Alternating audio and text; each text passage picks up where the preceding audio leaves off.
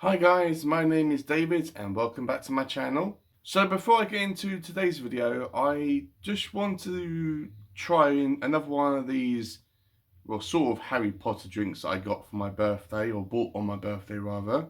And this one is called Tears of a Wizard. And let's just cover up where it says cream soda because we don't really want to see that. So yeah, let's just see what this tastes like, and yeah, I would just try it on camera. Let's open it up. Oh, bit fizzy.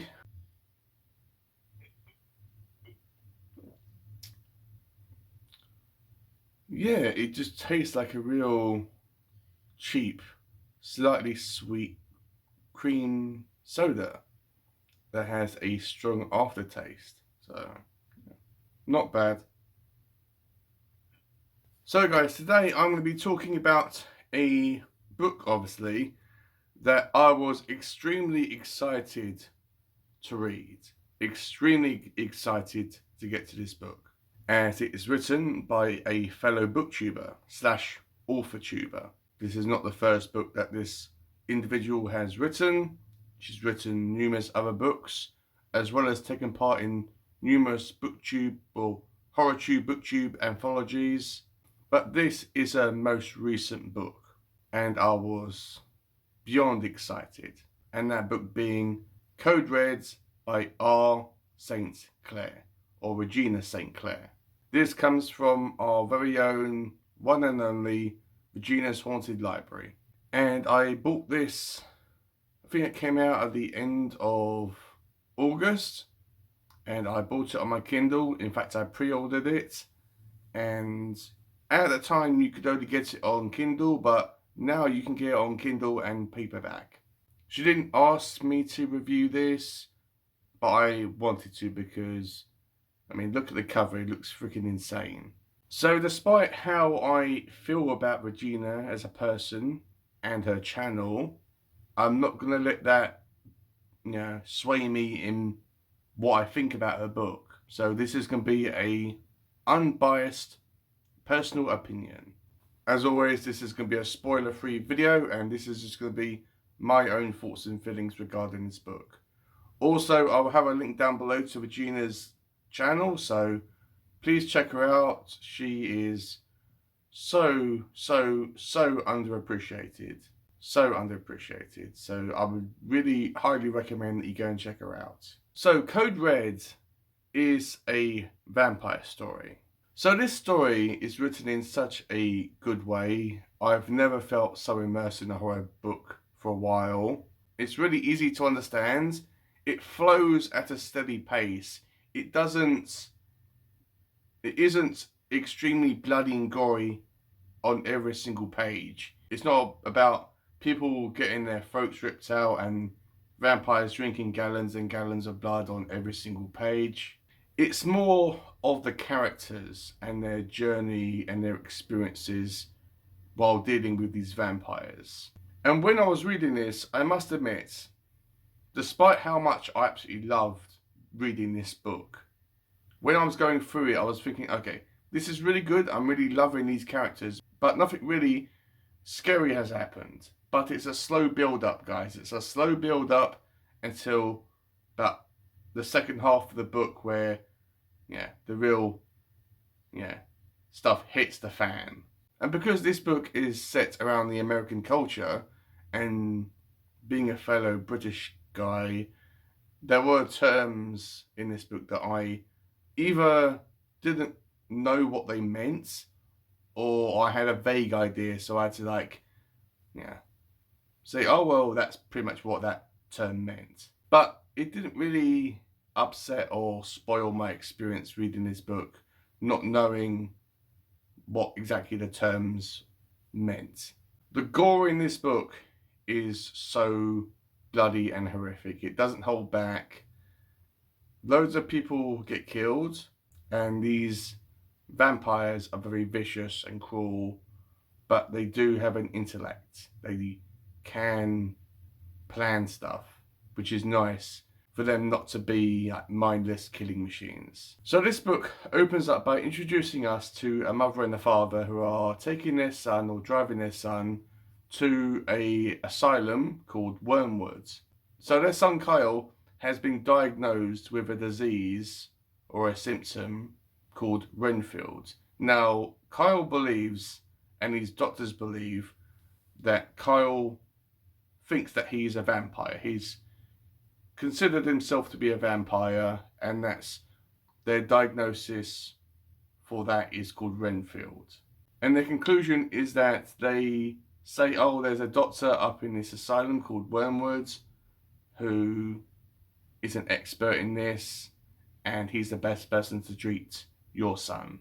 Kyle is extremely sensitive to light and sunlight, and his parents try to do what's best for him, but they don't really understand it. So when they drop him off at Wormwood, he gets settled in, and I think the mum gets spooked, and they basically like leave the asylum and drive off in a hurry, and there's all this thunderstorms going on, and while driving back they get into a traffic accident. So Kyle remains at Wormwood in a darkened room. So at this point we are introduced to the sheriff of this town, which is called Blackwater, and the sheriff's name is called Georgia.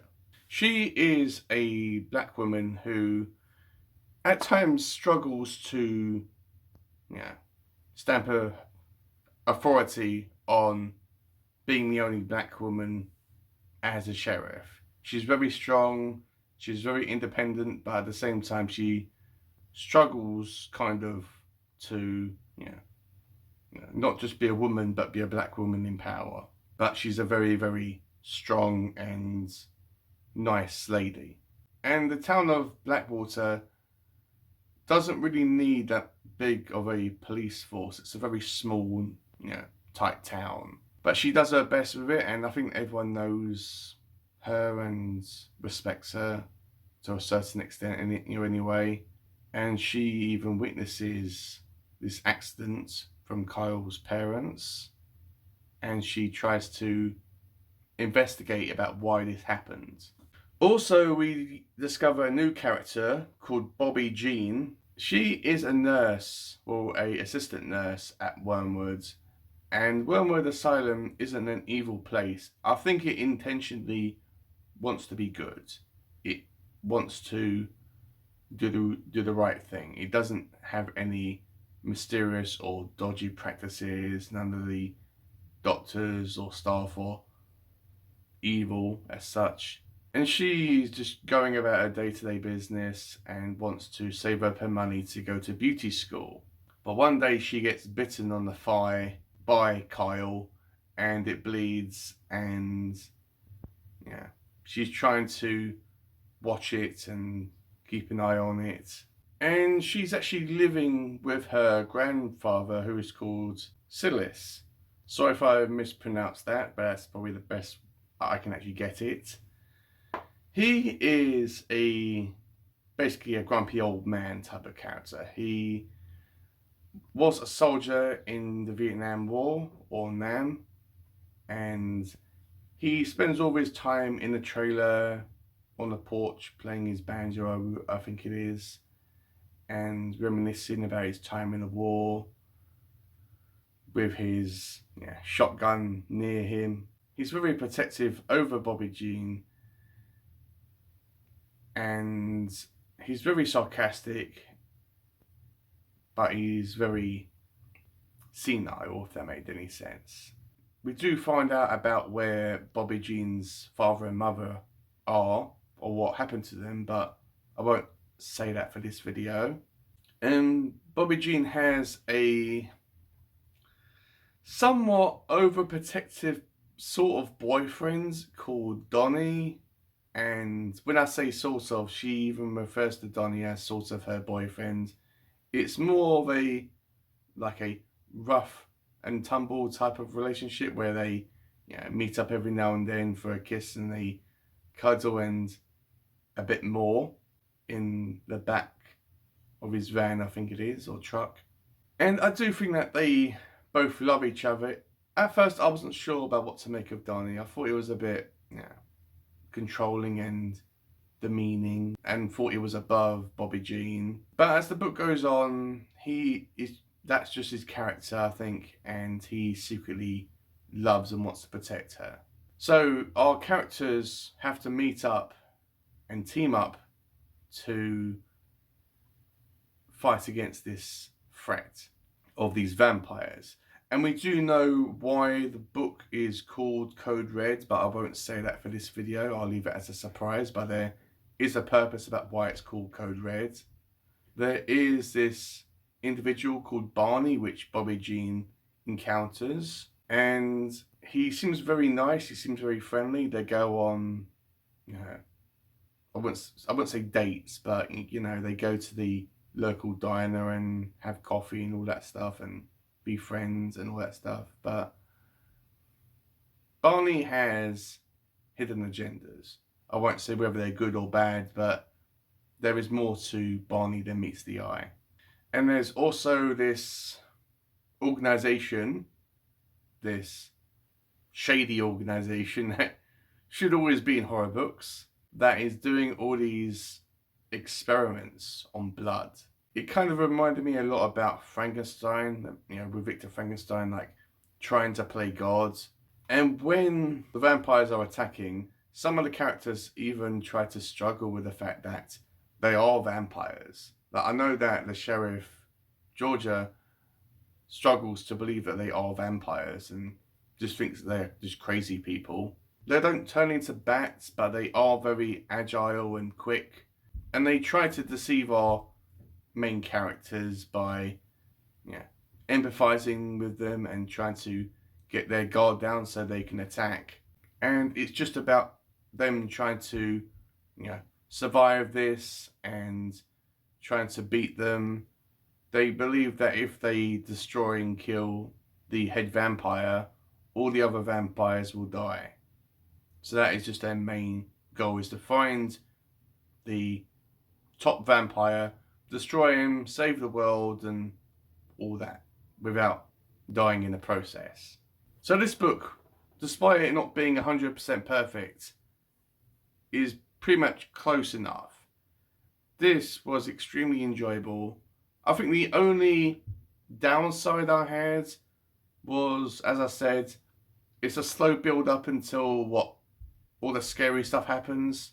And being not from America, there are terms that are used over there that aren't over here, and I was kind of at a loss. Yes, there are still some terms in this book that I have no idea still what they mean, but some of them I had to fill in the blanks and think, okay, basically that's what they're trying to say. But it didn't really affect my overall enjoyment of the book. I would highly recommend this. Extremely highly recommend that you read this during October, guys. This is perfect for October. In fact, keep an eye on my channel at the end of this month, because I will be doing something very, very exciting for October, or before October starts. So yeah, I can't wait to read other stuff that Regina has written, and I found this incredibly entertaining and a lot of fun. It's been a while since I've read a horror book that isn't overly gory and has characters that you care about and want to find out what happens. And there is a kind of, at times, I don't really know whether sexual tension is the right word between the sheriff and Silas. And I was thinking, oh God, I hope they're not going to kiss, because he's an old man and she's probably in her mid-30s or 40s. And I thought seriously that they were going to get together at the end, or kiss passionately or something like that. I'm pretty sure they didn't, but I think that a friendly kiss on the cheek would have been more than enough. There really isn't any themes about racism or anything like that in this book, which is nice. She could have had it as a minor plot point with some of the characters, but it didn't need to be in there. It really didn't need to be in there. The sheriff is a very strong character. In fact, all these characters are good. I mean, Donnie to a certain extent, but you know, he just wasn't my favourite. So guys, I think that's all I had to say. Let me know if you are inspired to pick this book up. Let me know, have you heard of it? Are you planning to read it? Have you read it? What did you think about it? This book is on Goodreads as well. So, you know, I mean, check it out on Goodreads and check out Regina's channel. And we can have a discussion about it down below in the comments as always.